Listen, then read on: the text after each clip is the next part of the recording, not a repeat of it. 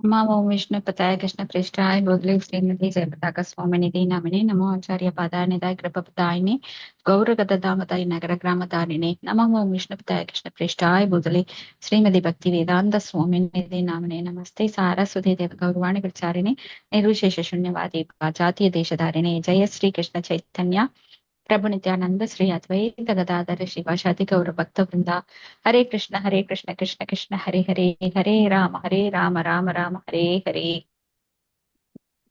ஹரே கிருஷ்ணா. இன்னைக்கு பகவத்கீதை 4வது அத்தியாயம் உன்னத அறிவு, ஸ்லோகம் 28ங்களா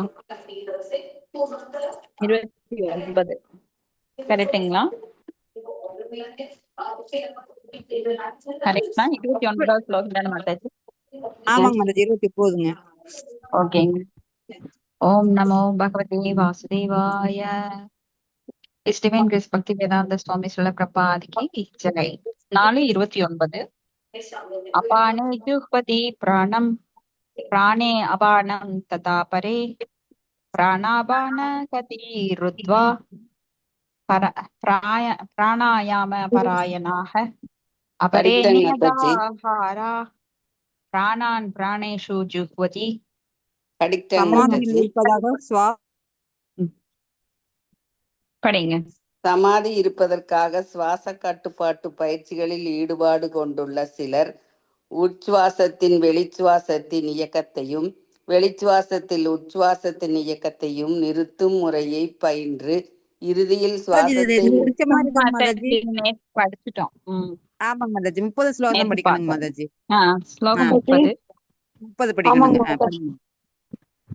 सर्वे अप्येद यज्ञविदो यज्ञशबिद कल्मषाः यज्ञशिष्टामृत भुजो यान्ति ब्रह्म सनातनम्. யாகத்தின் பொருட்டை பொருளை அறிந்து அறிந்து செயல்படும் இவர்கள் அனைவரும் செயல்படும் பாவ இவர்கள் விளைவுகளிலிருந்து அனைவரும் தூய்மை பெற்று இத்தகைய யாகங்களின் பலன்களை அமுதமாக பருகி பரமமான நித்திய நிலையை நோக்கி முன்னேறுகின்றனர். பொருளுரை. முன்பு விளக்கப்பட்ட பலவிதமான யாகங்களின் உரிமைகளை துறத்தல், வேதங்கள் அல்லது தத்துவ கொள்கைகளை படித்தல், யோக பயிற்சி ஆகியவற்றின் பொதுவான குறிக்கோள் புலன்களை கட்டுப்படுத்துவதாகும். ஜட இருப்பின் மூல காரணம் புலனுகர்ச்சியே. எனவே ஒருவன் புலனுகர்ச்சியின் தளத்தில் உள்ள வரை ஞானம், ஆனந்த வாழ்வு ஆகியவை பூர்ணமாக உள்ள நித்தியமான தளத்திற்கு உயர்வு பெறுவதற்கான வாய்ப்பே இல்லை. அந்த தளம் நித்தியமான நிலையில் அல்லது பிரம்ம சூழ்நிலையில் வசிப்பதாகும். மேலே குறிப்பிட்ட எல்லா யாகங்களும் பௌதிக வாழ்வின் எல்லா பாவ விளைவுகளிலிருந்தும் தூய்மை பெற உதவுகின்றன. வாழ்வின் இத்தகைய முன்னேற்றத்தால் ஒருவன் தற்போதைய வாழ்வில் ஆனந்தமாக செல்வ செழிப்புடன் வாழ்வது மட்டுமின்றி இறுதியில் அருப பிரம்ம ஜோதியில் கலப்பதன் மூலமாகவோ பூர்ண புருஷோத்தமரான கிருஷ்ணனுடன் உறவு கொள்வதன் மூலமாகவோ இறைவனின் நித்திய உலகை அடைகின்றான். ஹரே கிருஷ்ண மாதாஜி. பிரணாம் மாதாஜி. நன்றி மாதாஜி. பிரணாம் மாதாஜி. சோ யாகத்தின் பொருளை அறிந்து செயல்படும் இவர்கள் அனைவரும் பாவ விளைவிலிருந்து தூய்மை பெறுகிறார்கள். இப்ப யாகம் பலவித யாகங்கள் பார்த்தோம். சிலர் கர்ம காண்டத்துல தங்களுடைய சொத்துக்களை, தங்களுடைய செல்வங்களை, பௌதிக செல்வங்களை அர்ப்பணிக்கிறாங்க யாகம் என்கின்ற நெருப்பில். அதே போல பிரம்மச்சாரிகள் என்ன பண்றாங்கன்னா, அவர்கள் தங்கள் புலன்களை கட்டுப்படுத்துவதன் மூலம் அந்த நெருப்புல அவங்க தவம் பண்றாங்க. அதே போல யோகிகள் மனதில் நிலைநிறுத்துவதன் மூலம் எல்லா பௌதிக பொருட்களையும் துறந்து மனதில் தியானிப்பதன் மூலமாக அதுல தூய்மை அடைகிறார்கள். இப்படி பக்தி யோகத்துல ஈடுபடுறவங்க எப்பொழுதுமே பகவானுக்காக செயல்படுவதன் மூலமாக, அதாவது உரிமை உணர்வை துறந்து பகவானுக்காக எல்லா செயல்களையும் செய்வதன் மூலமாக யாகங்கள் செய்யறாங்க. இதை அமுதமாக பருகி பரமமான நித்திய நிலையை நோக்கி முன்னேறுகிறார்கள். இப்ப பலவித யாகங்கள் என்ன, வேதங்கள் படிக்கிறது, தத்துவ கொள்கைகளை படிக்கிறது, பௌதிக உரிமை உணர்வை துறக்கிறது, யோக பயிற்சி, இதன் மூலமாக இதுல எல்லாமே என்ன பொதுவா சொல்லப்பட்டிருக்குன்னா புலன்களை கட்டுப்படுத்துறது. எந்த யோகமானாலும் புலன்களை மனதையும் கட்டுப்படுத்துவது. ஏன்னா காமம் அமரக்கூடிய இடம் அது. ஆசைகள் உட்காரக்கூடிய இடம் என்னன்னா இந்த 3 இடங்கள், மனம், புத்தி, இதெல்லாம் புலன்கள். சோ அதையெல்லாம் அடக்கணும் அப்படின்னா கண்டிப்பா யாகம் செய்தே ஆக வேண்டும். இப்ப ஜட இருப்பின் மூல காரணம் புலனுகர்ச்சி தான். ஆண் பெண் இன கவர்ச்சி. எனவே ஒருவன் ஆண் பெண் இன கவர்ச்சி மட்டும் கிடையாது. புலனுகர்ச்சினா எல்லா புலன்களையும் நாம இப்ப கண்ணு எதையாவது பார்க்க நினைக்கும். இப்போ நம்ம பகவத்கீதை படிக்க வரலைன்னா கண்ணுல வேற எதையாவது பார்த்துட்டு இருப்போம், காதுல வேற வேற எதையாவது கேட்டுட்டு இருப்போம், வாயால வேற எதையாவது பேசிட்டு இருப்போம். சோ எல்லா புலன்களும் மாயாக்கு சேவை செய்யுது. ஆனா எப்போ நம்ம கிளாஸ்க்கு வர்றோமோ அப்ப எல்லா புலன்களும் பகவானுக்கு கட்டுப்பட்டு அவருக்கு சேவை செய்ய ஆரம்பிச்சிருது. ஏன்னா பகவானை பத்தி கேட்கும்போது கண்கள் பகவானை பத்தி அப்படியே கேட்கறத எப்படி ஒரு பாட்டி கதை சொல்றப்ப நம்ம என்ன பண்ணுவோம், பாட்டி பாட்டு கதை சொல்லுவாங்க, நாம அப்படியே அந்த உலகத்திலேயே சஞ்சாரிப்போம். அவங்க சொல்ற மாயா உலகத்துல ஒரு பாட்டி வடை சுட்டாளா, அப்ப நம்ம கண்ணில் முன்னாடி என்ன வரும், அந்த பாட்டி வடை சுடுற மாதிரி ஒரு தோற்றம் வரும். அது போல இங்க பகவானை பற்றி பேசும்போது நம்மளுக்கு அது மாதிரி எண்ணங்கள் தான் வரும். அப்ப கண்ணு காது கேக்குது, வாய் வாய் சம்டைம்ஸ் நம்ம கேக்குறப்போ வேற எதுவும் பேச மாட்டோம். சோ பகவானை பத்தி பேசுறவங்கள நாம உன்னிப்பா கவனிப்போம். இப்படி எல்லா புலன்களும் அங்க கட்டுப்படுத்தப்படுது. சோ இங்க யாகம் யக்ஞம் அப்படின்னாலே பகவானுடன் தொடர்பு கொள்ளுதல். ஒருவன் புலனுகர்ச்சி தளத்தில் உள்ளவரை ஞானம் ஆனந்த வாழ்வு இதெல்லாம் அவனுக்கு உயர்வதற்கு வாய்ப்பே கிடையாது. ஞானம் வராது, புலனுகர்ச்சி தளத்துல வாழ்வும் ஆனந்த வாழ்வும் வராது. ஏன்னா இங்க ஆனந்தம் ஆனந்தம் அப்படின்னா ஆத்மாக்குரியது, மகிழ்ச்சி அப்படின்னா உடலுக்குரியது, இன்பம் அப்படின்னா மனத்துக்குரியது. சோ சில சமயம் நாம காசு வந்தா மகிழ்ச்சியா இருப்போம், சில சமயம் நட்டம் வந்தா மகிழ்ச்சி இல்லாம துன்ப நிலைக்கு போயிருவோம். சோ அந்த இருமைகள்ல தான் இருந்துட்டே இருப்போம். ஆனந்தம் அப்படின்னா ஆத்மாவுக்கு கிடைக்கிறதா உண்மையான ஆனந்தம், ஆனந்தமயோ அபியாஷாத். அப்போ அந்த ஞானம் இருந்தாதான் பூரணம் அந்த நிலைக்கு வர முடியும். ஞானமே இல்லாம வெறும் சடங்குகள் மட்டும் பண்ணிட்டு அந்த கோயிலுக்கு போறேன், இந்த கோயிலுக்கு போறேன், ஊதுபத்தி பத்த வைக்கிற, தேங்காய் உடைக்கிற, தலையில தேங்காய் உடைப்பாங்க, இதெல்லாம் பண்றது வெறும் சடங்கு தான், ஞானமே இல்லாத ஒரு செய்கை. சோ நித்தியமான நிலையில அல்லது பிரம்மன் சூழ்நிலையில் வசிக்கிறது தான் உயர்வாழ தலம்.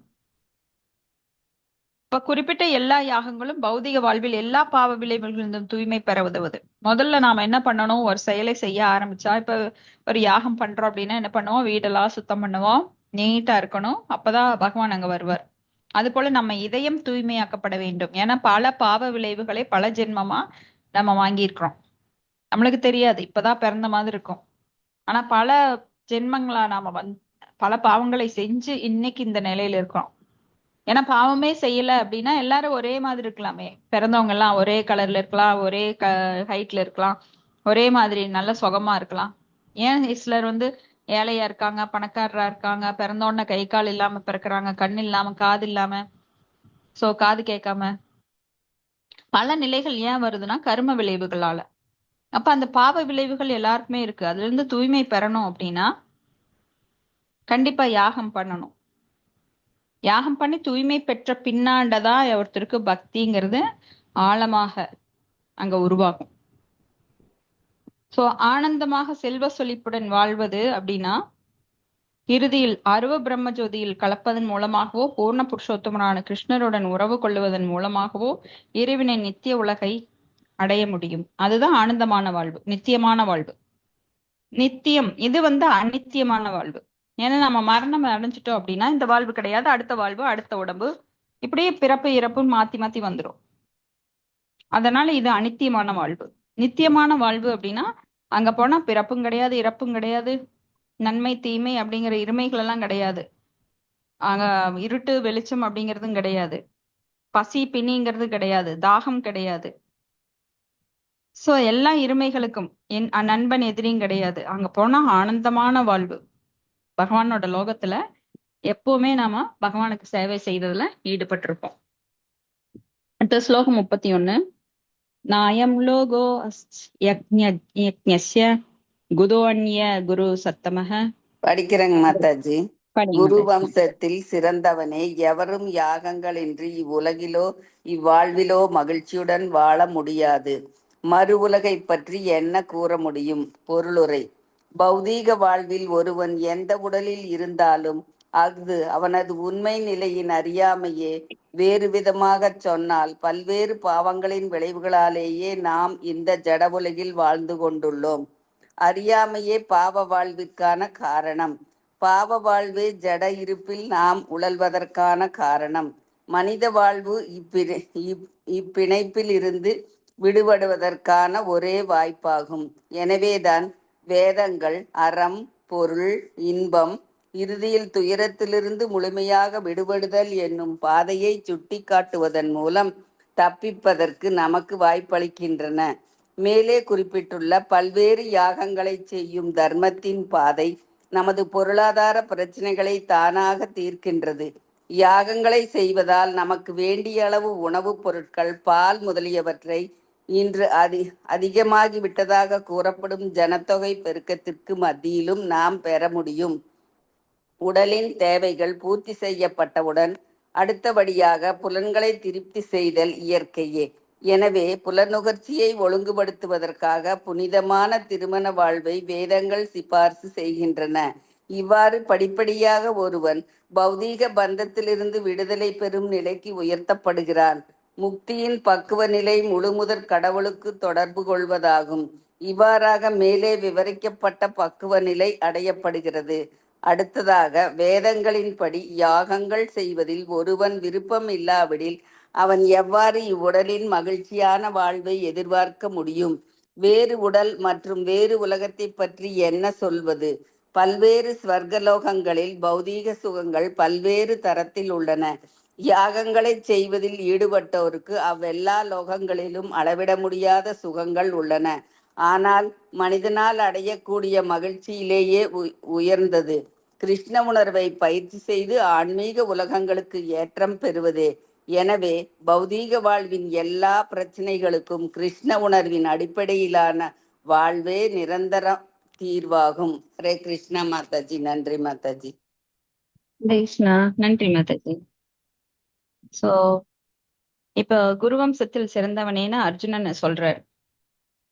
எவரும் யாகங்களின்றி இந்த உலகில் மகிழ்ச்சியாக வாழ முடியாது. மறு உலகை பற்றி என்ன சொல்ல? இந்த உலகில வாழ்றக்கே யாகங்கள் செய்யணும்.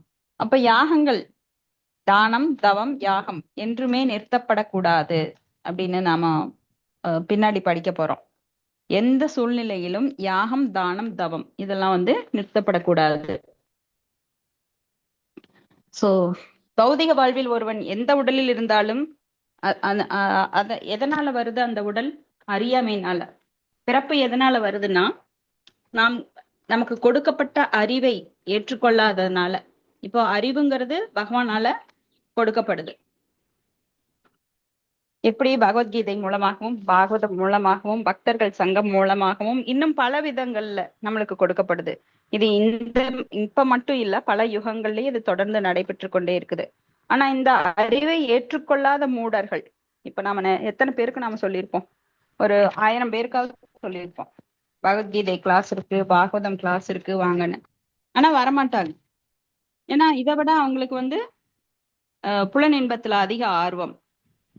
அதனால இதுக்கெல்லாம் நேரம் இல்லைங்கிறது அவங்களோட ரீசன். பல காரணங்கள் சொல்லுவாங்க. ஆனா என்னைக்காவது நாம சாப்பிட்றத நிறுத்திருக்கிறோமா? அதுக்கு நேரம் இல்லைன்னு சொல்லியிருக்கோமா? குளிக்கிறத நிறுத்திருக்கோமா? இல்ல உடை உடுத்துவத, இல்ல அலங்காரம் பண்றதை நிறுத்திருக்கிறோமா? அதுக்கெல்லாம் நேரம் இருக்கு. ஆனா பகவத்கீதைக்கு நேரம் இல்லை. ஏன்னா அது ஒரு பொருட்டு கிடையாது. ஏன்னா அறியாமை நீங்கிட்டா என்ன பண்றது? அப்புறம் சட்டதிட்டங்களுக்கெல்லாம் உட்பட வேண்டுமே. அப்படி அவங்க கண்ணை கட்டிட்டு சூரியனே இல்ல, வெளிச்சமே இல்லைன்னு சொன்னா கூட அது அவங்களதான் பாதிக்கும். சோ அறியாமையில் பலர்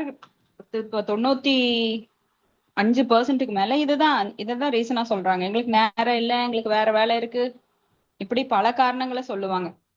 சோ அறியாமையில் இருக்கிறதுக்கு காரணம் அவங்களே தான். அறிவை கொடுக்கறது பகவான் பல வழிகள்ல கொடுக்கிறாரு. ஆனா ஏத்துக்கிறதுக்கு உங்களுக்கு முடியல அப்படின்னா என்னாகும்? மறுபடியும் பிறவி எடுப்பீங்க, மறுபடியும் இந்த ஜட உலகில சுழன்று கொண்டு இருப்போம். திருப்பி திருப்பி இதேதான், இந்த நரக வாழ்வு தான் நம்மளுக்கு. அப்ப பல்வேறு பாவங்களின் விளைவுகளாலேயே நாம் இந்த ஜட உடலை எடுக்கிறோம். அறியாமையே பாவ வாழ்விற்கான காரணம். அப்ப பாவ வாழ்வே ஜட இருப்பில் நாம் உழல்வதற்கு காரணம். மனித வாழ்வு இப்பிணைப்பிலிருந்து விடுபடுவதற்கு ஒரே ஒரு வாய்ப்பு.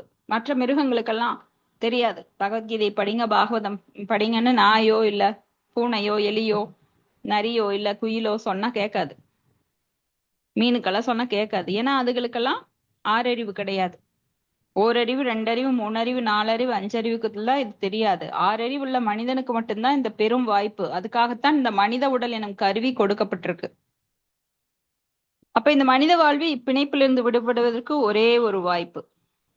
அதனாலதான் வேதங்கள் அறம், பொருள், இன்பம் அப்படின்னு துயரத்திலிருந்து முழுமையாக விடுபடுதல். இன்பம் வீடு பேரு. அந்த துயரத்திலிருந்து விடுபடுறதுங்கிறது வீடு பேரு. அந்த பாதையை சுட்டி காட்டுது. விடுபடுதல் என்னும் பாதையை சுட்டி காட்டுவதன் மூலமா நம்ம தப்பிக்கிறதுக்கு வாய்ப்பளிக்குது. அப்ப பல யாகங்களை செய்யும் தர்மத்தின் பாதை நமது பொருளாதார பிரச்சனைகளை தானா தீர்க்குது. ஏன்னா யாக சக்கரம் எவ்வாறு சொல்கிறது? யாராவது சொல்லுங்க பார்க்கலாம். யாக சக்கரம் எவ்வாறு சுழன்று கொண்டிருக்கிறது? இதை அடிக்கடி சொல்லியிருக்கிறோம். நீங்க சொல்லுங்க. ஒருத்தரே வகுப்புல பேசினா போர் அடிக்கும். சக்கரம் மாதாஜி தேவர்கள் correct. மழை பெய்யுதுங்க. அதன் மூலமா தானியங்கள் எல்லாம் வந்து உருவாகுது. அதையெல்லாம் வந்து நம்ம சாப்பிடுறோம். இல்லையே, உடனே சாப்பிட மாட்டோம். இப்ப தேவர்கள் மூலமாக மழை பெய்கின்றது. மழையின் மூலமாக பயிர்கள் வளர்கிறது. பயிர்கள், அந்த பயிர்களை யாகங்களில் தேவர்களுக்கு அர்ப்பணிப்பதன் மூலமாக அவங்க தேவர்கள் பகவானை முழுமுதற் கடவுளை திருப்தி செய்யறாங்க. திருப்தி செய்யறது மூலமா மறுபடியும் தேவர்களுக்கு பகவான் சக்தி அளிக்கிறார். அந்த சக்தியை மறுபடியும் நம்மளுக்கு தர்றதன் மூலமா நாம அந்த தானியங்களை யாகங்கள் மூலமா மறுபடியும் தேவர்களுக்கு அர்ப்பணிக்கிறோம். இப்படியே இந்த யாக சக்கரமானது சுழன்று கொண்டே இருக்கிறது. ஓகேங்களா? நல்லா கவனிச்சுக்கோங்க. அப்ப மறுபடியும் கேட்டா சொல்லணும். இந்த யாக சக்கரம் எவ்வாறு சுழல்கிறது? விதிக்கப்பட்ட கடமை. நம்மளுக்கு என்ன பண்ணணும்? விதிக்கப்பட்ட கடமை என்ன? நம்மளுக்கு யாகம் செய்வது. யாகங்கள் மூலமாக தேவர்களுக்கு நாம் அர்ப்பணிக்கிறோம். மூலம் மழை பெய்கிறது. மழை பெய்த பயிர்கள் யாக சக்கரம் சுழன்று வருகிறது. இதே யாக சக்கரம் மறுபடியும் சொல்லுது. சோ பயிர்கள் வருது. பயிர்களை மீண்டும் நாம யாகத்தில் தேவர்களுக்கு அர்ப்பணிக்கும் போது அவர்கள் திருப்தி அடைந்து பரமபுருஷ பகவானை திருப்தி செய்யறாங்க. மறுபடியும் நம்மளுக்கு மழை, காற்று, வெயில், மழை, இந்த மாதிரி பல விதங்கள்ல தேவர்கள் நம்மளுக்கு அது திருப்பி கொடுக்கறாங்க. இப்படியாக அது சுழன்று கொண்டே இருக்கிறது. சோ அந்த யாகம் வந்து நம்மளோட பொருளாதார தேவைகளை எல்லாமே திருப்தி பண்ணுது. உணவுப் பொருட்கள் கிடைக்குது மழை வர்றதுனால. பால் முதலியவை கிடைக்குது. சோ உடலின் தேவைகள் பூர்த்தி ஆயிடுச்சு. இப்படியா நம்மளுக்கு என்ன வேணும்? உடல்ல முக்கியமான தேவைகள் உணவு, உடை, இருப்பிடம். ஹரே கிருஷ்ணா. சோ இந்த மாதிரி உடலுக்கு தேவையான இந்த உணவு, உடை, இருப்பிடம் இதெல்லாம் சரியானோன்னு அடுத்தது நாம என்ன பாக்குறோம்? புலனுகர்ச்சி. புலன்களை திருப்தி பண்றோம். புலன்களை நல்ல வீடு வேணுமா? ஒரு குடிசையெல்லாம் பத்தாது, பெரிய வீடு வேணும், மாளிகை வேணும். அப்புறம் போறதுக்கு கார் வேணும், காரை விட்டா பிளைட் வேணும், ஹெலிகாப்டர் வேணும். இன்னும் அந்த மாதிரி புலன்களை திருப்தி பண்றதுக்கு ரொம்ப பெரிய லெவல்ல காசு வந்தா எவ்வளவு கோடி வந்தாலும் பத்த மாட்டேங்குது. ஒரு 10-15 கோடிக்கு மேல இருந்தா ஒரு ஹெலிகாப்டர் வாங்குறான், அதுக்கு ஒரு பெரிய இடம் வாங்குறான், அதை நிறுத்துறதுக்கு ஒரு பிளைட்டே தனியா வச்சுக்கிறான். எவ்வளவு பெரிய பணக்காரனா இருந்தாலும்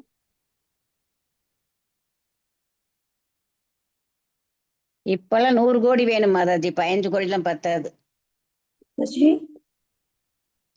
என்னாச்சு மாதாஜி?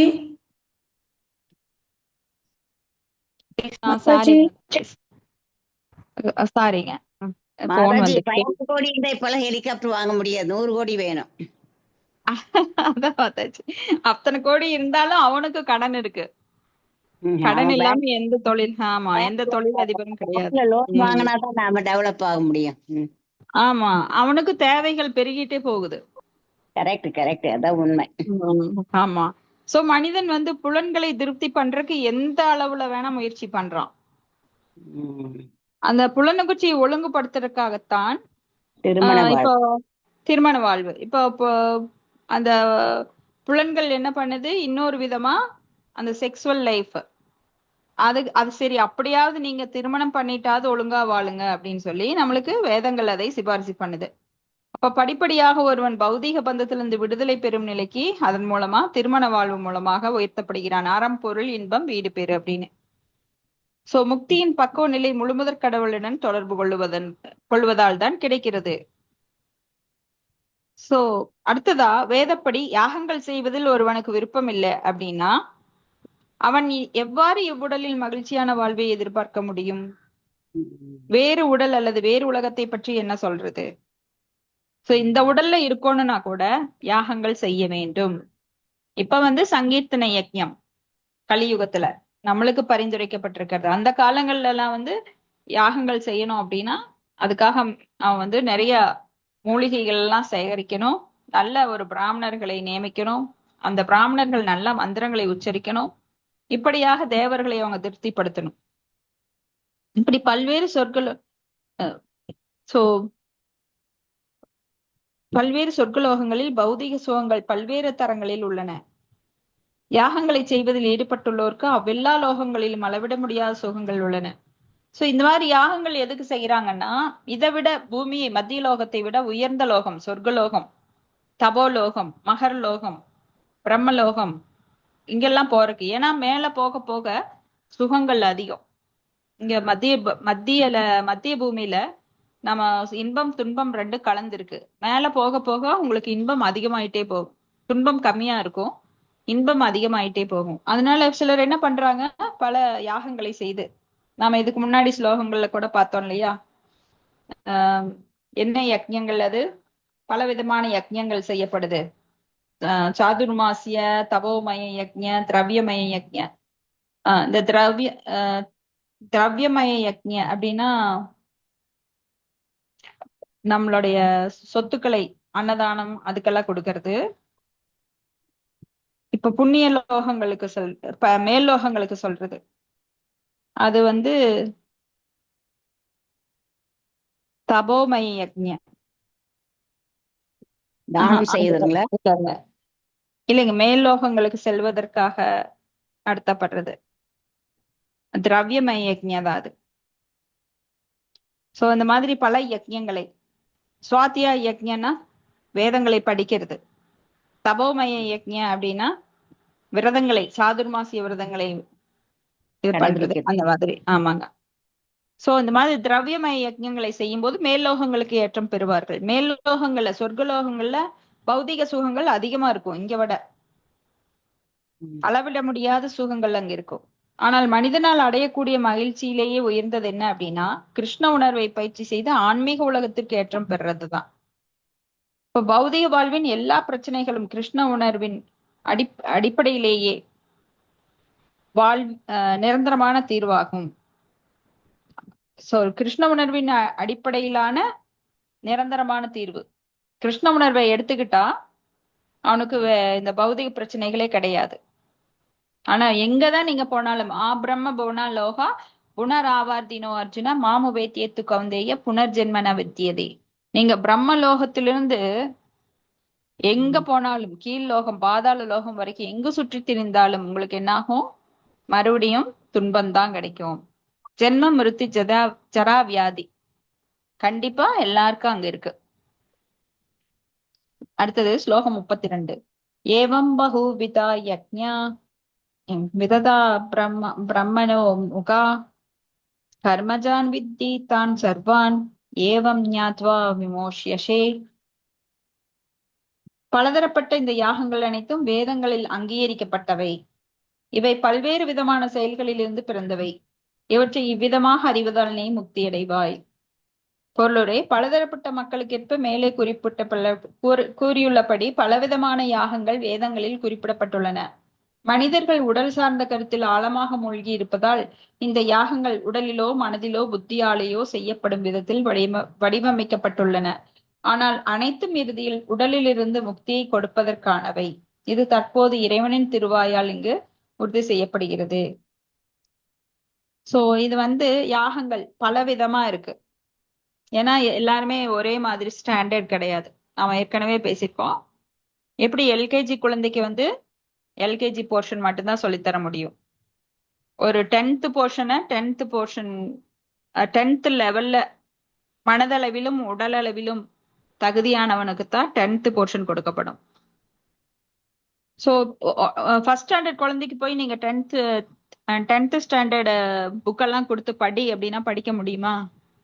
அதனால வேதங்கள் வந்து என்ன சொல்லுதுன்னா, யாரார குறிப்பிட்ட உணர்வுடன் இருக்கிறார்களோ அதற்கு தகுந்த மாதிரி வேதங்கள் எல்லா யாகங்களையும் பரிந்துரை செய்கிறது. விதவிதமான யாகங்கள் இருக்கு. சோ உனக்கு பணம் வேணுமா, குபேரனை வழிபடு, லக்ஷ்மியை வழிபடு, இந்த லக்ஷ்மிக்கு வேண்டிய பூஜைகள்லாம் செய், லக்ஷ்மி பூஜை செய், குபேரனுக்கு ஒரு யாகம் பண்ணு, உனக்கு சனினால தொந்தரவா இந்த சனீஸ்வரனுக்கு ஒரு யாகம் பண்ணு.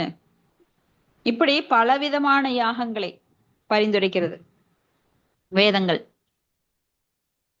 சோ ஒரே மாதிரி எல்லாருக்கும் ஒரே பாடத்தை கொடுக்கறதுக்கு இப்ப பாருங்க, கவர்மெண்ட் கூட ஒரே மாதிரி எல்லாருக்கும் பாடம் கொடுக்கறது இல்ல. வேற வேற பாடங்களை வேற வேற குழந்தைகள்ல இருந்து பெரியவங்க வரைக்கும் யாரால எப்படி புரிஞ்சுக்க முடியுமோ அந்த போர்ஷன் தான் அவங்க தர்றாங்க. பாட புத்தகங்கள் கவர்மெண்ட் தான் வெளியிடுது இல்லைங்களா? சோ அது போல வேதங்களும் அதைத்தான் சொல்லுது. பலவிதமான யாகங்கள் இருக்கு. அது உடலாலோ மனத்தாலோ புத்தியாலேயோ செய்யப்படும் வடிவத்தில் வடிவமைக்கப்பட்டிருக்கு. உடலால் யாகங்கள் செய்வது என்ன? சோ பகவானை என்றும் எல்லா புலன்களையும் அடக்கி உடலால் செய்யப்படும் யாகம். இப்போ உடலை வருத்தி செய்யப்படுறது பகவானுக்கு ஒரு யாகம். இப்படி யார் நிறைய யாகங்கள் பண்றா? அஷ்டாங்க யோகம் வந்து உடல். இப்படி மனதால் யாரு பண்றா? ஞானிகள். ஞானிகள் மானசீகமாக. புத்தியால் யாரு பண்றா? அவங்களும் ஞானிகள் தான். புத்தியால பண்றது கிருஷ்ண பக்தர்களும் பண்றாங்க. ஏன்னா புக்தி யோகம், கிருஷ்ண பக்தி என்ன சொல்லப்படுது? இன்னொரு விதத்துல புக்தி யோகம்னே சொல்லப்படுது. புக்தி யோகமும் கிருஷ்ண பக்தியும் வேறு வேறு அல்ல, இரண்டும் ஒன்றுதான் அப்படின்னு படிச்சிருக்கோம். சோ இந்த மாதிரி பல விதங்கள்ல யாகங்கள் சொல்லப்பட்டிருக்கு. புக்தியை பயன்படுத்தி பண்றதுதான் உண்மையான யாகம். ஏன்னா நம்ம வந்து எப்படி கிருஷ்ணருக்கு தொண்டு செய்யலாம்? இப்ப கேட்பது, சொல்லுவது, பகவானை பற்றி புகழ் பாடுவது, அப்ப ஏகாதசி விரதம் இருக்கிறது, தானத்தை எப்படி சத்துவகுணத்துல பண்றது, தானம் பண்றதுங்கிறது கிருஷ்ண பக்தர்கள் எப்படி சத்துவகுணத்துல பண்றதுங்கிறத தெரிஞ்சிருக்கிறாங்க. ஆனா புத்தி இல்லாதவங்க என்ன பண்ணுவாங்க? தானம், தவம், யாகம் இது எல்லாமே ரஜோகுணத்திலும் தமோ குணத்திலும் செய்ய அதிகமான வாய்ப்புகள் இருக்கின்றது. ஏன்னா அங்க புத்தி இல்ல. செய்யறீங்க, ஆனா எப்படி செய்யணும்னு தெரியாம ஏதா ஒன்ன குழப்பி அடிச்சு இதுதான் பக்தின்னு செஞ்சாக்க அதனால பக்தி வராது. சோ நம்ம ரொம்ப கேர்ஃபுல்லா இருக்கணும்.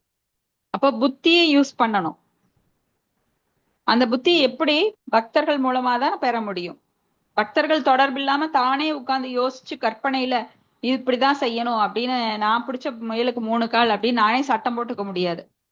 இதுதான் சட்டம் அப்படின்னு நாம் சொல்ல முடியாது. சட்டம் பொதுவாக பகவானால இயற்றப்படுவது, வேத கொள்கைகள். அப்ப பகவானே சொல்றாரு எல்லாருக்கும் பொதுவான ஒரு சட்டம் தான், நீங்களும் உருவாக்கிக்கிறதெல்லாம் சட்டம் கிடையாது அப்படின்னு.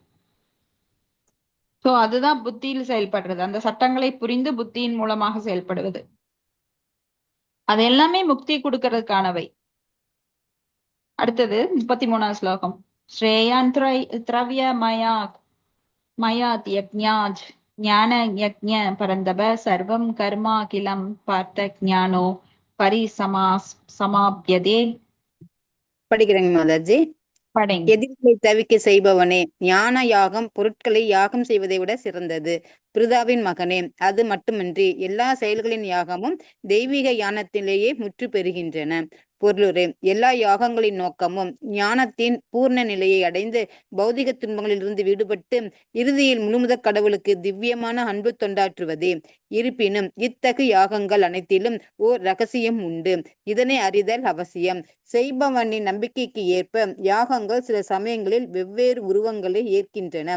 ஒருவனது நம்பிக்கை திவ்ய ஞானத்தின் நிலையை அடையும் போது உடைமைகளை தியாகம் செய்பவனை விட அவன் முன்னேறியவனாக கருதப்படுகிறான். ஏனெனில் ஞானமின்றி ஜட நிலையிலிருந்து செய்யப்படும் யாகங்கள் ஆன்மீக நன்மைகளை அளிப்பது இல்லை. உண்மை ஞானம் திவ்ய ஞானத்தின் உன்னத நிலையான கிருஷ்ண உணர்வில் முற்று பெறுகின்றன. ஞானமில்லாத யாகங்கள் வெறும் பௌதீக செயல்களே. இருப்பினும் அவர்கள் திவ்ய ஞானத்தின் நிலைக்கு உயர்த்தப்படும் போது இச்செயல்கள் அனைத்தும் ஆன்மீக தளத்தை அடைகின்றன. உணர்வின் வேறுபாடுகளுக்கு ஏற்ப யாகங்கள் சில சமயங்களில் கர்ம காண்ட பலநோக்கு செயல்கள் என்றும் சில சமயங்களில் ஞான காண்ட உண்மை ஆய்வின் ஞானம் என்றும் அறியப்படுகின்றன. ஞானத்தை நோக்கமாக கொள்வதே சிறந்ததாகும். ஹரே கிருஷ்ண மாதாஜி. ஹரே கிருஷ்ணா மாதாஜி. தேங்க்யூ மாதாஜி. சோ ஞான யாகம் அப்படின்னா பொருட்களை யாகம் செய்யறதை விட அது சிறந்தது. ஏன்னா ஒரு செயலின்றி நாம் எதுவுமே பண்ண முடியாது. அப்புறம் செயல்களை செய்யணும். அப்ப அது எப்படி செய்யணும்? புத்தியை யூஸ் பண்ணி அந்த ஞானத்தை அடைந்து அதன் மூலமாக செயல் செய்ய வேண்டும். அது யாருக்கு? கிருஷ்ணருக்கு செய்யணும். சோ இங்க வந்து ஒரு கிருஷ்ண உணர்வில் செயல் அப்படின்னா அதுக்கு என்ன வேணும்? ஞானமும் வேண்டும், செயலும் செய்ய வேண்டும். ரெண்டையுமே துறக்க முடியாது. ஞானம் இல்லாம வெறும் செயல் செய்தா அது என்ன? அது என்னன்னு சொல்லப்பட்டிருக்கு? நான் அடிக்கடி சொல்லுவேனே, ஞானம் இல்லாமல் ஒரு செயலை நீங்கள் செய்தீர்களானால் அதுக்கு பேர் என்ன? விகர்மா மாதாஜி. இல்ல, இப்போ ஞானம் இல்லாம பக்தின்னு சொல்லிட்டு ஒரு செயலை செய்யறீங்க, அதை பற்றின ஞானம் இல்ல, அறிவில்ல. இப்ப நிறைய பேர் கோயில்ல அப்படித்தானே பண்றாங்க.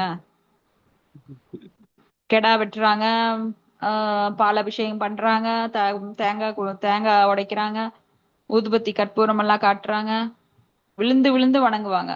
ஆனா ஞானம் கிடையாது. அதுக்கு பேர் என்ன? வெறும் சடங்கு.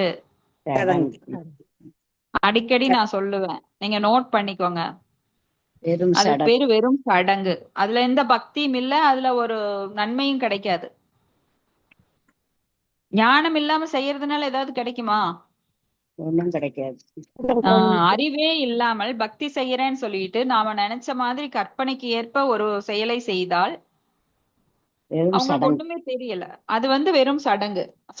வெறும் சடங்குனால உங்களுக்கு வரப்போறது ஒண்ணும் கிடையாது. அப்போ எல்லா செயல்களின் ஞானமும் தெய்வீக ஞானத்தில் முற்று பெறுகின்றன.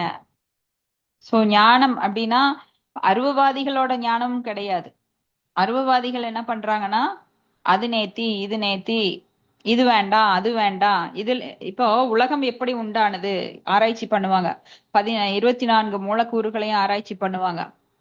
அப்ப இது இல்ல, அது இல்ல, இது இல்ல அப்படின்னு தள்ளிட்டே வருவாங்க, நேத்தி நேத்தி நேத்தின்னு. கடைசியில ஆத்மா அப்படிங்கிற ஒண்ணுனாலதான் இந்த உடல் இயங்குது அப்படின்னு கண்டுபிடிப்பாங்க. ஆத்மா மட்டும் தனியா இயங்குதா அப்படின்னுட்டு அதுக்கப்புறம் பரமாத்மா இருக்கிறது அப்படின்னு கண்டுபிடிப்பாங்க. இதையெல்லாம் அடையறதுக்கு பல வருடங்கள், பல 100 வருடங்கள் ஆகும். இதெல்லாம் சாத்தியமே கிடையாது. அது இந்த கலியுகத்துல சாத்தியமே கிடையாது. அந்த மாதிரி ஞானம் எல்லாம் சீக்கிரம் நம்மள மேல போகாது, எலவேட் பண்ணாது, மேல நம்மள வந்து உயர்த்தாது. சோ ஞானம் அப்படின்னா தெய்வீக ஞானம் எப்படி கிடைக்கும்? ஒரு குருவின் மூலமாக, வேதங்கள் மூலமாக, ஞான சக்ஷு, ஞானத்தின் கண் கொண்டு, வேதத்தின் கண் கொண்டு, வேத சக்ஷு. அப்பதான் நம்மளுக்கு கிடைக்கும். அந்த ஞானத்தை நேரடியாக எப்படி பெறணும்? குருவிட்ட இருந்து பெறணும். வேதங்கள் மூலமாக. வேதங்கள் கற்றறிந்த ஒரு குரு நம்மளுக்கு வந்து அதை சொல்லி கொடுப்பார். ஏன்னா வேதங்கள் எல்லாம் படிச்சு புரியுற அளவுக்கு நம்மளுக்கு டைம் கிடையாது. டக்குன்னு போய் குருவை போய் சரணடைஞ்சிடணும், அவர் காலில் தொப்புன்னு விழுந்துடணும்.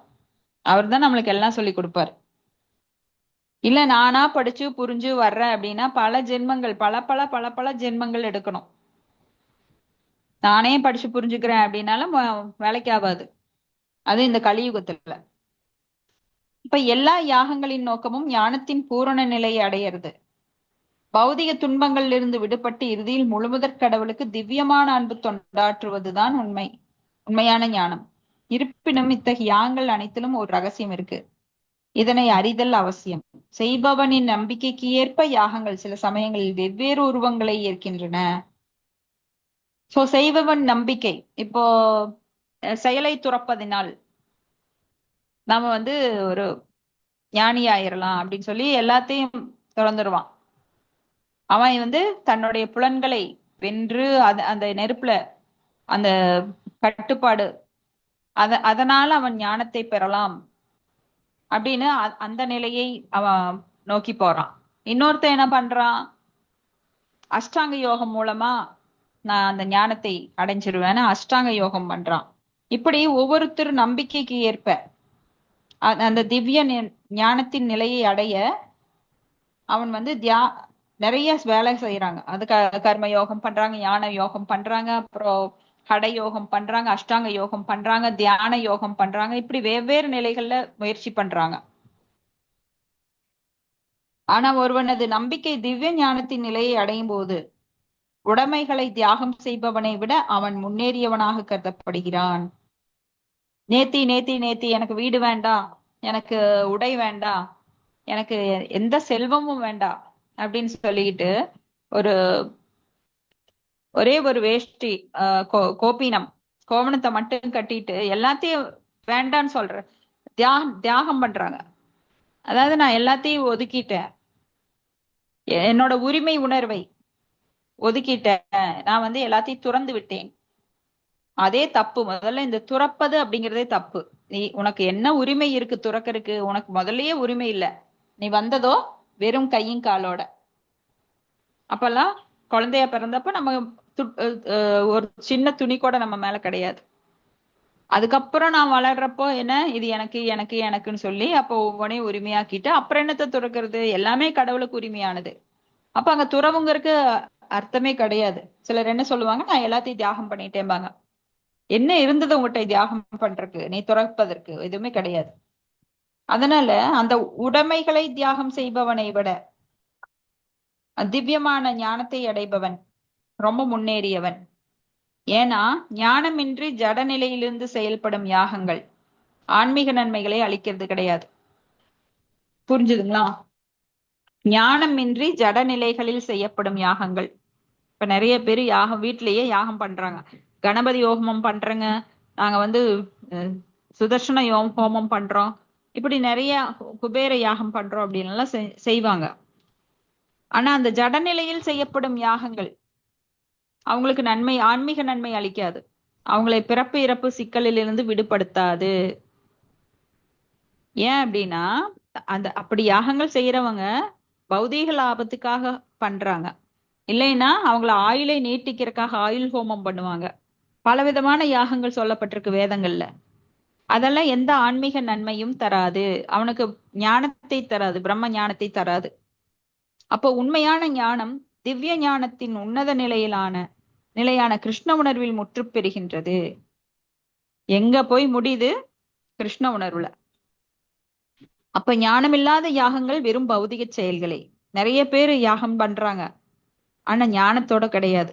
வெறுமனவே பௌதிக வாழ்வின் நன்மைக்காக, புகழுக்காக, பெயரளவான இன்னைக்கு யாகங்கள்லாம் செய்யப்படுதுன்னா அதுல எந்த ஒரு நன்மையும் கிடையாது. ஏன்னா உண்மையான அந்தணர்கள் கிடையாது, சரியான புனிதமான ஸ்தலங்கள் கிடையாது. எங்க தோண்டினாலும் எலும்பு கூண்டுதான் வரும். அந்தணர்கள் அப்படின்னு சொல்லிட்டு பிராமண பந்து தான் இருக்காங்க.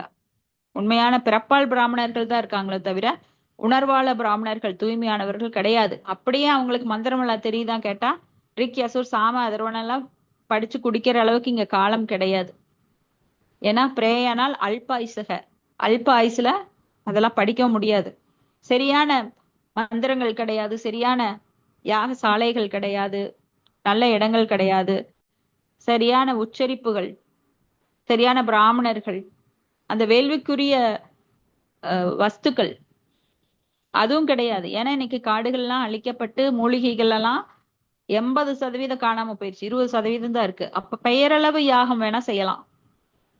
மற்றவர்கள் பார்வைக்கு நாங்க யாகம் செய்யறோம், எங்களுக்கு பாருங்க எவ்வளவு செல்வாக்கு இருக்கு அப்படின்னு சொல்லிட்டு அன்னதெல்லாம் போட்டு கலக்குவாங்க. ஆனா அதுல ஒரு பிரயோஜனம் கிடையாது. ஆன்மீக ஞானம் எல்லாம் அதுல வராது.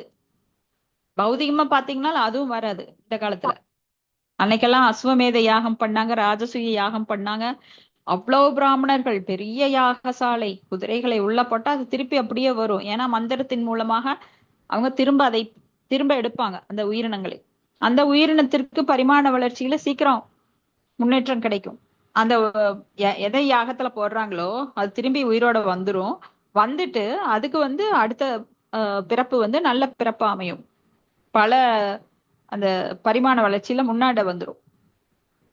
வரிசைப்படி வர வேண்டியதுல. யாகமா அப்படித்தானே செய்யறாங்க மாதாஜி?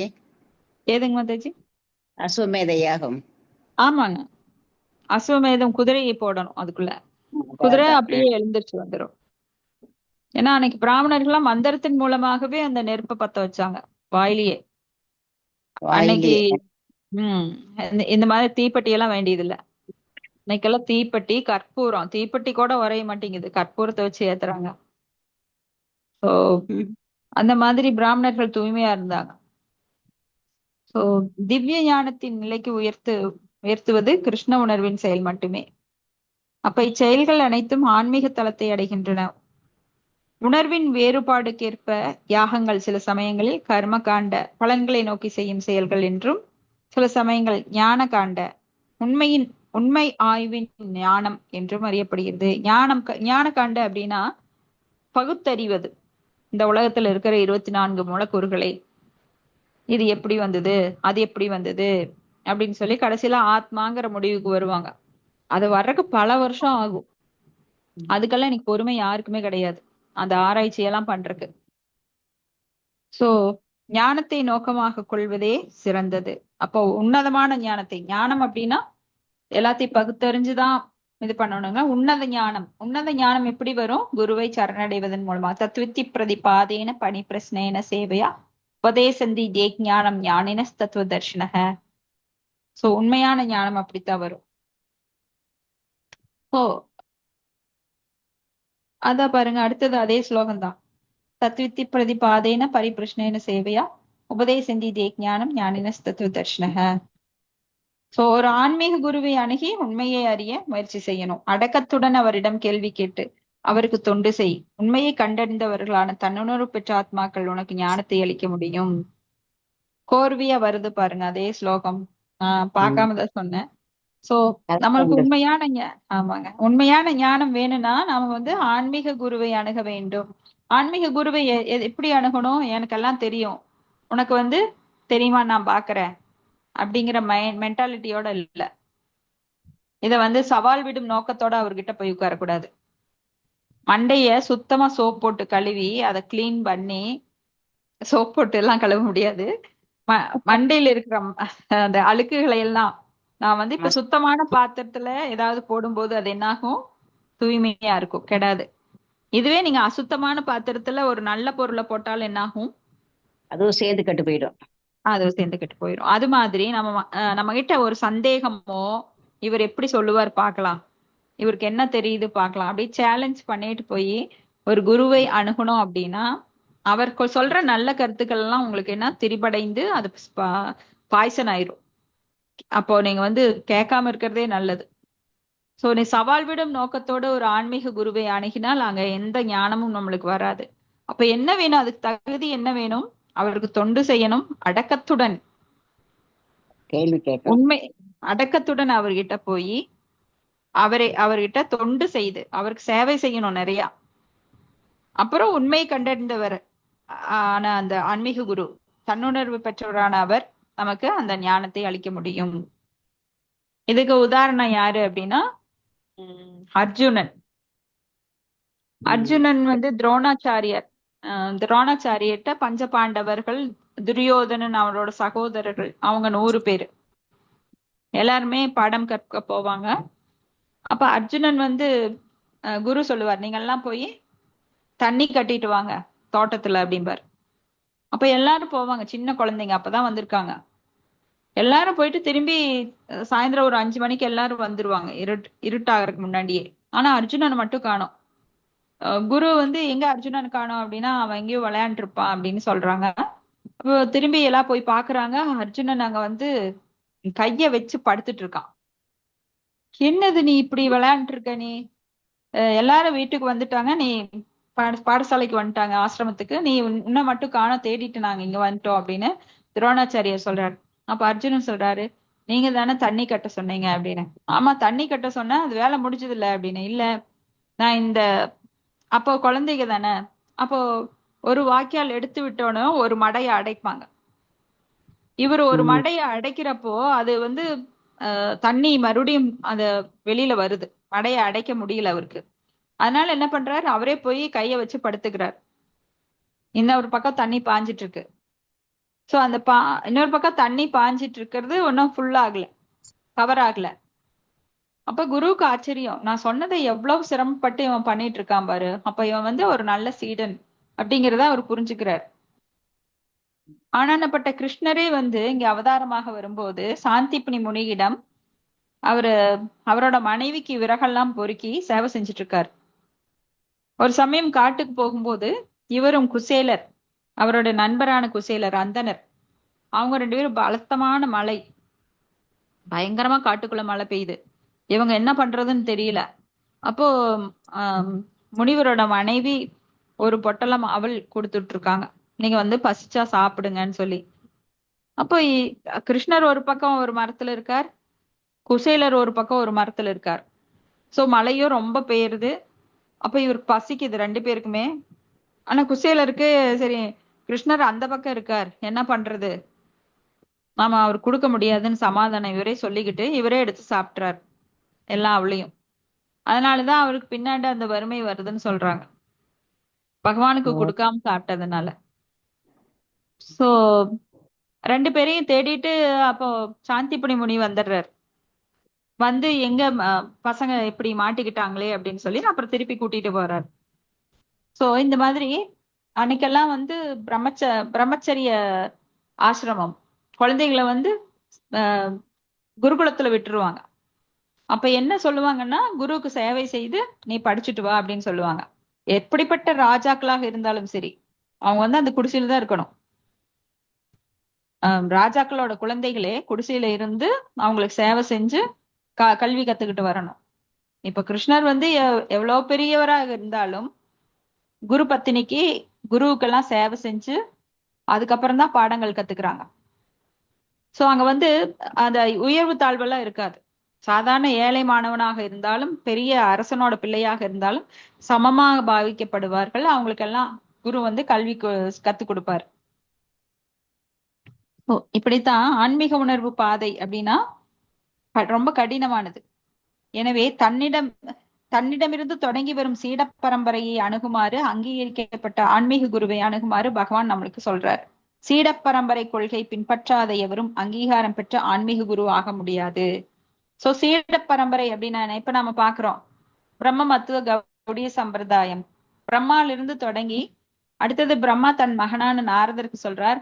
நாரதன் மூலமாக வியாசதேவர் மூலமாக சுகதேவ கோஸ்வாமி, சுகதேவ கோஸ்வாமி மூலமாக இப்படி சூத கோஸ்வாமி, இப்படி படிப்படியா இறங்கி வருது. சோ இது வந்து ஆன்மீக பரம்பரை. பரம்பரை அப்படின்னா தாத்தாக்கு கொள்ளு தாத்தா அப்படி கிடையாது. ஆன்மீகத்திற்குன்னு தனியா ஒரு பரம்பரை. இப்ப பிரம்ம மத்துவ கௌடி சம்பிரதாயம், ருத்ர சம்பிரதாயம், குமார சம்பிரதாயம், ஸ்ரீ சம்பிரதாயம், இப்படி 4 சம்பிரதாயங்கள் அங்கீகரிக்கப்பட்டிருக்கு. இதுல வந்து பரம்பரையா ஒரு சீடர் கீழே இன்னொரு சீடர், ஒரு சீடர் கீழே இன்னொரு சீடர், ஒரு சீடர் கீழே இன்னொரு சீடர், அப்படி வர்றதுதான் இந்த ஸ்ரீல பிரபுபாதர். அவங்க பிரபுபாதர், இப்ப குரு மகராஜ், இப்படி வர்ற பரம்பரை. சோ அங்கீகரிக்கப்பட்ட பரம்பரை இந்த 4 பரம்பரையில மட்டும்தான் நாம அணுகணும். வேற மலைக்கு முளைச்ச காளான்கள் மாதிரி நிறைய பரம்பரைகள் இன்னைக்கெல்லாம் சொல்றாங்க.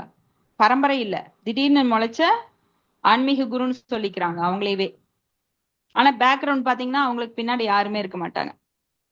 இதெல்லாம் கற்பனையா அவங்களே வர்றது. அப்ப அவங்களெல்லாம் நம்ம ஏத்துக்கவே கூடாது. அப்ப அங்கீகரிக்கப்பட்ட பரம்பரையிலிருந்து வந்த ஆன்மீக குருவை மட்டும் ஏற்றுக்கொண்டு அவரை குருவா ஏத்துக்கிட்டு அந்த செய்தி உள்ளது உள்ளபடி நாம அவங்க கிட்ட இருந்து கேட்கணும்.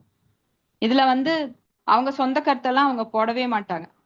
ஏன்னா மேல ஒரு மாம்பழம் பழுத்திருக்கு அப்படின்னா மரத்துல அதை எப்படி நாம சிதையாம எடுக்கணும்? நல்லா பழுத்த ருசியான மாம்பழம் அதை எப்படி எடுக்கணும் அப்படின்னா, ஒவ்வொரு கிளை, அது பெரிய மரம், அப்போ ஒவ்வொரு கிளைக்கும் ஒவ்வொரு ஆளு உட்கார வச்சிருப்பாங்க. மேல இருந்து பறிச்சு கீழே இருக்கிற கிளையில ஒருத்தர் கொடுப்பார், அதுக்கு கீழே இருக்கிற கிளைக்கு ஒருத்தர் கொடுப்பார், அதுக்கு கீழே ஒருத்தர் கொடுப்பார். அப்படியாக அந்த மாம்பழம் அடிபடாம சிதறாம சேதம் இல்லாம அதே மாதிரி வரும். கீழே இருக்கிறவங்க மரத்துக்கு கீழே இருக்கிறவங்க கைக்கு அதே மாதிரி வரும். அது போல சீடப்பரம்பரை மேல இருக்கிற சீடருக்கு ஒருத்தர் சொல்லுவார், அவருடைய சீடருக்கு அவர் சொல்லுவார், அவருடைய சீடருக்கு. இது வந்து நம்மளுக்கு பரம்பரை முறை மூலமாக வருவது அவரோகா அப்படின்னு சொல்லப்படுது. சோ இந்த அவரோகா முறைப்படிதான் நாம ஏத்துக்கணும். சில அறிவற்ற போலிகள் தமது சொந்த முறைகளை உண்டாக்குறாங்க, அதன் மூலமா ஆன்மீகத்தை உணர முடியாது. தர்மம் தூ சாக்ஷாத் பகவத் பிரணீதம், ஏன்னா பகவான் தான் அந்த தர்மத்தை பிரகடனப்படுத்துகிறார். வேதம் வேதம் அப்படிங்கிறது தான் தர்மம். வேதைச சர்வேர் அகம் வேத வேத்யோ வேதாந்த கிருத் வேதவித் ஏவச்சாகம் அப்படின்னு 15:15 சொல்றார். அப்ப மன கற்பனையோ வரட்டு விவாதங்களோ ஒருவனை நல்வழிக்கு கொண்டு வர உதவாது. ஞானத்தை வளர்க்கும் புத்தகங்களை கூட தானாக சுதந்திரமாக படிப்பதன் மூலம் எவரும் ஆன்மீக வாழ்வில் முன்னேற முடியாது. ரொம்ப முக்கியமான ஒண்ணு. அப்போ நிறைய புத்தகங்கள் நீங்க கடைக்கு போனீங்களா, லைப்ரரி போனீங்கன்னா நிறைய இருக்கும். யாரு ஆர்த்தர் கூட பார்க்க மாட்டோம். புத்தகமா வாங்கி படிச்சா அதுல இருக்கிற விஷயங்கள் கொஞ்சம் தெரிஞ்சுட்டா எனக்கு எல்லாம் தெரியும் அப்படின்னு நினைப்பாங்க. அப்படி கிடையாது. ஞானத்தை வளர்க்க வேண்டும் என்னால் ஒரு குருவை அணுகணும். பரம்பரை போனஃபைடு ஸ்பிரிச்சுவல் மாஸ்டர், பரம்பரை வழியாக வந்த ஒரு குருவை அணுகணும். அவர் தான் நம்மளுக்கு ஞானத்தை கொடுக்க முடியுமே தவிர, இப்ப டாக்டருக்கு படிக்கிறோம்னு நினைக்கிறவங்க என்ன பண்ணுவாங்க, சரியான யூனிவர்சிட்டியில போய் அந்த கல்லூரியில சேர்ந்து சரியான அந்த கல்லூரியில இருக்கிற டீச்சர்ஸ் கிட்ட பாடம் கற்று அந்த சர்டிபிகேட் வாங்கி அப்புறம் ப்ராக்டிஸ் பண்ணுவாங்க. உங்களுக்கு அந்த புக்கெல்லாம் வந்து கடையில கிடைக்குது, அதனால எல்லாம் வீட்டுல வாங்கி வச்சு நான் படிச்சு நான் டாக்டர் ஆயிட்டேன் அப்படின்னு சொல்ல முடியுமா? படிச்சா கூட கவர்மெண்ட்டோ இல்ல வேற சமூகமோ ஏத்துக்காது. ஏன்னா நீங்களா படிச்சு டாக்டர்னு சொல்லிட்டா யாருமே ஏத்துக்க மாட்டாங்க. அப்ப இது போலி டாக்டர்னு வந்து அவன் பிராக்டிஸ் பண்ணா கூட அரெஸ்ட் பண்ணிட்டு போயிடுவாங்க. நீங்க சரியான முறையான ஒரு கல்லூரியில முறையான ஆசிரியரிடம் பயின்று பட்டம் பெற்றால் மட்டுமே நீங்க டாக்டர் தொழில பண்ண முடியும். அது போலத்தான் ஆன்மீகம் அப்படின்னாலும் யாரும் புத்தகத்தை படிச்செல்லாம் ஞானத்தை வளர்த்துக்க முடியாது. ஆன்மீக குருவை அணுகணும், போனஃபைடு ஸ்பிரிச்சுவல் மாஸ்டர். அப்ப அந்த ஆன்மீக குருவை பூரண சரணாகதியுடன் ஏற்று பொய் கௌரவங்களை நீக்கி கீழ்நிலை சேவகனாக அவருக்கு தொண்டாற்ற வேண்டும். முக்கியமான ஒரு விஷயம் பாத்தீங்கன்னா, ஆன்மீகத்துல பணிவாக இருப்பது தான் குவாலிட்டி. நீங்க பௌதிகத்துல பாத்தீங்கன்னா வீட்டுல மனைவி சொல்லுவான் நான் சொல்றத கேளு, புருஷன் சொல்லுவான் நான் சொல்றத நீ கேளு, குழந்தை சொல்லும் நீ சொல்றதெல்லாம் நான் கேட்க மாட்டேன், நான் சொல்றத நீ முதல்ல கேளு அப்படின்னு ஒரு குழந்தை சொல்லும். சோ இந்த மாதிரி அரசியல்வாதி சொல்லுவான், தலைவன் சொல்லுவான் தொண்டன் கிட்ட நான் சொல்றத நீ கேளு, தொண்டன் சொல்லுவான் தலைவரே நான் சொல்ற ஒரு ஐடியாவை கேளுங்க. இப்படி எல்லா இடத்துலயும் அந்த பணிவுங்கிறதே இருக்காது, சரணாகதி இருக்காது. ஆனா இங்க ஆன்மீகத்துல வந்துட்டீங்கன்னா எப்படி மேலானவர்களும் ஒரு சின்ன குழந்தையா இருந்தா கூட ஞானத்தில் அது உயர்ந்திருந்தால் அவங்க கிட்ட பணிவுடனும் அடக்கத்துடனும் அவங்க மரியாதையுடனும் அவங்க கிட்ட இருந்து கத்துக்கணும். ஆன்மீகம் அப்படின்னாலே அமானித்துவம், அடக்கம், அடக்கமான மனோபாவத்துடன் மட்டுமே கற்றுக்கொள்ள முடியும். எனக்கு தெரியுங்கிற அகங்காரம் இருந்தா கொஞ்சம் கூட நம்ம மனசுல அது பதியாது. சோ இப்போ முருகர் அப்பனுக்கு பாடம் சொன்னவன். அப்போ முருகர் சொல்றார், சிவபெருமானை என்னை வந்து உங்க நிலைக்கு மேல உயர்த்துங்க, உங்க தோள் மேல என்னை உயர்த்தினாதான் நான் அந்த ஓம் அப்படிங்கிற பிரணவத்துக்கு நான் பதில் சொல்லுவேன் அப்படின்னு சொல்றார். இந்த திருவிளையாடல் தெரியுங்களா? ஆமாங்க மாதாஜி. அது போலத்தான் ஆன்மீகத்துல உயர வேண்டும் என்றால் நாம் பணிவுடனும் அடக்கத்துடனும் இருந்தால் மட்டுமே அந்த ஞானம் நம்மளுக்கு கைகூடும். பணிவு அடக்கம் இல்லைன்னா அங்க எந்த ஒரு ஞானமும் கைகூடாது. அப்ப தன்னுணர்வு பெற்ற ஆன்மீக குருவின் திருப்தியே ஆன்மீக வாழ்வில் முன்னேறுவதற்குரிய ரகசியம். சோ அவரை திருப்திப்படுத்தணும். இப்ப கேள்வி கேட்பதும் பணிவுடன் இருப்பதும் ஆன்மீகத்தை புரிந்து கொள்வதற்கு நல்லுதவியாக அமையும். பணிவும் தொண்டும் இல்லாவிடில் ஆன்மீக குருவிடம் கேட்கப்படும் கேள்விகள் எந்த பலனையும் தராது. ஒருவன் ஆன்மீக குருவின் சோதனைகளில் வெற்றி பெறக்கூடியவனாக இருக்க வேண்டும். அப்ப ஆன்மீக குரு என்ன பண்ணுவாருன்னா டெஸ்ட் பண்ணுவார். ஏன்னா நம்மளோட மண்டையில எவ்வளவு புகுத்த முடியும், அப்படிங்கிறது அவருக்கு தான் தெரியும். நாம எவ்வளவு பணிவா அடக்கமாக ஒரு புத்திசாலியா இருக்கிறோம் அப்படிங்கிறது அவருக்கு தான் தெரியும். அந்த அளவுக்கு தான் நம்மளுக்கு கொடுப்பாரு. நம்ம கிட்ட அடக்கம் இல்லைன்னு வைங்க. இப்போ ஒரு சமயம் உம் மகாபாரதத்துல இந்த பஞ்சபாண்டவர்கள் துரோணாச்சாரியிடம் வந்து தனுர் வித்தைகளை கற்றுக்கொண்டிருக்கிறாங்க. அப்போ வில் வித்தையெல்லாம் கத்துக்கிறாங்க. அர்ஜுனன் நல்ல முறையா கத்துக்கிறார். இதுவே ஏக்கலைவன் அப்படிங்கிற ஒரு வேடன், அவன் வந்து மறைஞ்சிருந்து மரத்துக்கு பின்னாடி இருந்து கத்துக்கிறான். பார்த்தா அர்ஜுனனுக்கு ஈக்குவலா அவன் கத்துருக்கிறான். ஒரு சமயம் அந்த வழியா போறப்போ இதை துரோணாச்சாரியார் கண்டுபிடிச்சிடுறார்.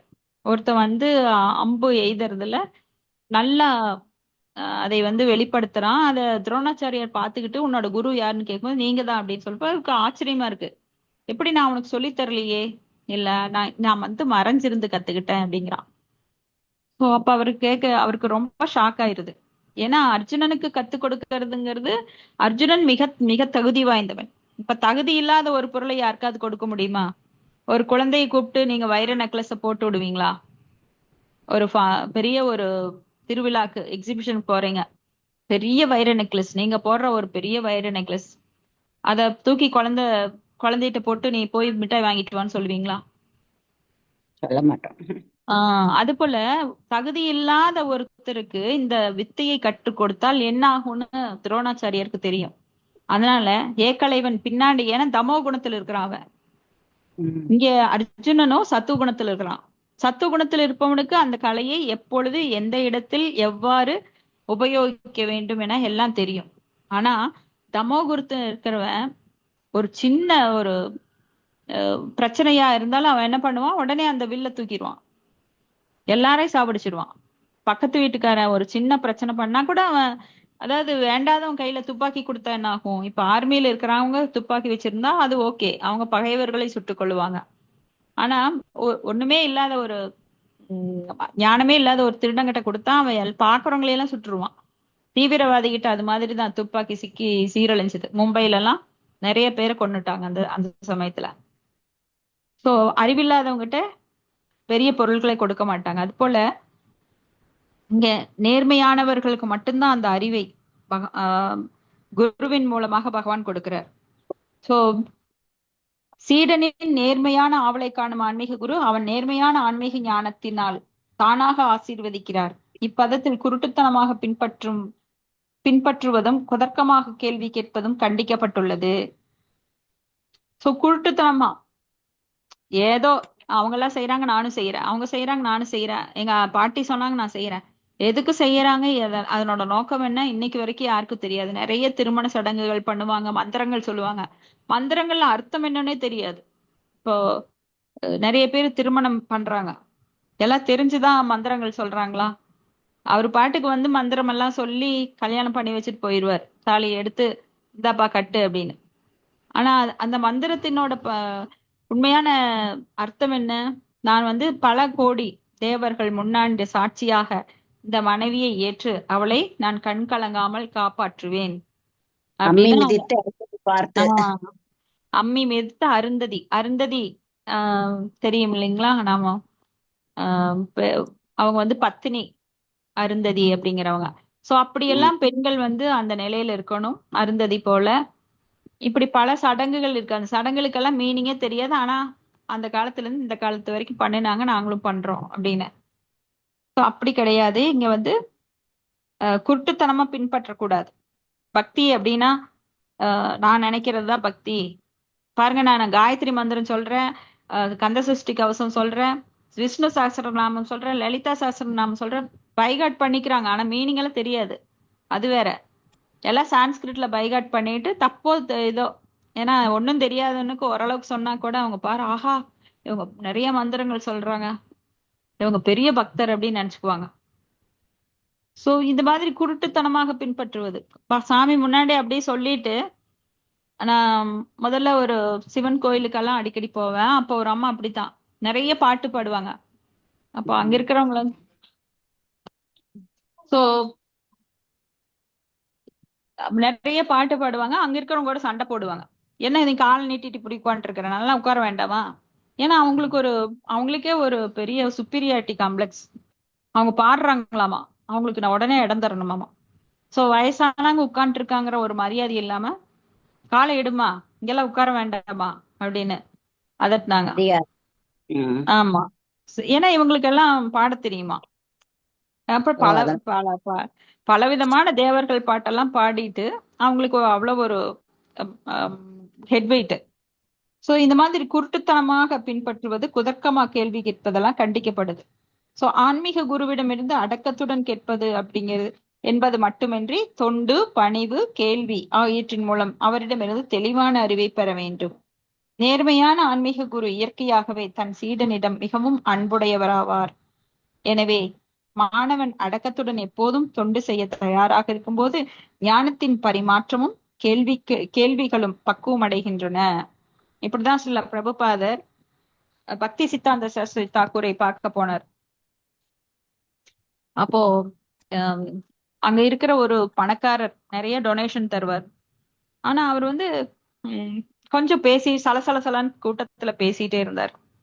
ஆனா பக்தி சித்தாந்த சரஸ்வதி தாக்கூர் அத கவனிச்சுட்டு அவர்கிட்ட சொன்னார், நீ இந்த சபையில இருக்கிறத விட எந்திரிச்சு போறது நல்லது அப்படின்னு நேரடியாக சொன்னார். ஏன்னா இப்படி பேசிட்டு நீ எதுக்காக இங்க உட்கார்ந்து இருக்கணும்? ஏன்னா சில பிரபுபாதர் அவ்வளவு கவனமா கேட்டுட்டு இருக்காரு. ஏன்னா கேட்கறவங்களுக்கும் தொந்தரவா ஒருத்தர் அந்த மாதிரி இருக்கும்போது ஆன்மீக குரு அதுக்கெல்லாம் சட்டம் பண்றது கிடையாது. அவங்ககிட்ட பணம் இருக்கு, பெரிய ஆளு, டொனேஷன் தருவான், நீ எந்திரிச்சு வெளியில போப்பா அப்படின்ட்டார். ஹரே கிருஷ்ணா. அதனால குரு முன்னாடி நாம எப்படி தன்னடக்கத்துடன் இருக்கணும், அவருக்கு சேவைகள் செய்யணும், பணிவிடைகள் செய்து அடக்கத்துடன் கேள்வி கேட்கணும். அப்பதான் குரு அவருக்குரிய ஞானத்தை நம்மளுக்கு தருவார், நம்மளை டெஸ்ட் பண்ணி தான் தருவார். சோ அகங்காரத்தோட இருக்கிறவங்களுக்கு இந்த அறிவு, ஆன்மீக அறிவு கிடைக்காது. ஹரே கிருஷ்ணா மாதாஜி. ஏங்க மாதாஜி, பக்தி சரஸ்வதி தாக்கூர் கௌர கிஷோர் பாபாஜிட்டு ஒரு தீட்சை வாங்கியிருக்காரு. ஆமாங்க மாதாஜி. இவர் ஒருத்தருக்கு தான் அவர் கொடுத்திருக்காராம், வேற யாருக்குமே கொடுத்தது இல்லையாமா. ஆமா, ஏன்னா பக்தி வினோத் தாக்கூர் மகாராஜ் அவங்க அப்பாவா இருந்தா கூட நான் உனக்கு தரமாட்டேன், நீ அவர்கிட்ட வாங்க அப்படின்னு சொல்றப்போ அவர் நான் யாருக்குமே தரமாட்டேன்ட்டு போயிடுறாரு. அப்போ திட்டி கூட பாக்குறாரு, நீ என் பின்னாடி வராதப்போ அப்படின்னு. ஆனா இவர் சொல்றாரு, நான் இந்த தண்ணியில குதிச்சிருவேன் அப்படின்னு. சரி மறுபடி வா பாக்கலான்னு அப்படி பல தடவை அலைக்கடிப்பார். அப்போ ஒரு தடவை ரொம்ப இதா சொல்லிடுறாரு, நீங்க அது தரலைன்னா இன்னைக்கு நான் நிஜமாவே தற்கொலை பண்ணிக்குவேன் அப்படின்னு. அப்புறம்தான் அவருடைய வைராக்கியத்தை பார்த்துட்டு அவர் தீட்சை கொடுக்கிறார்.